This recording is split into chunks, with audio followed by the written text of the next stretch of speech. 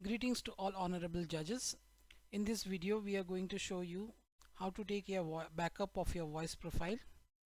For any reason, if you have to format your system, we strongly recommend you to uninstall the software while connected to the internet. Otherwise you may lose your license key. And another step which you are very important to take is to take up export your voice profile. And how it is done, if you can see it on your screen, you just have to click on your profile and then go to manage user profile and then click on advanced, and then you can simply click on export, and you have to just give the path where you want to store this file.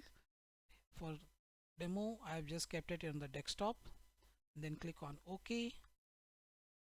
Your voice profile will automatically get transferred and you'll get a message which is completely successful over here. And then you can see this is your voice profile, and you can store it in your pen drive for your future references, and then you don't have to go training again and again. So this was a very important step which you need to take. Thank you for watching, and if you still require more help from our side, you can always get in touch with our Bombay support team. Numbers are there on your screen. Thank you.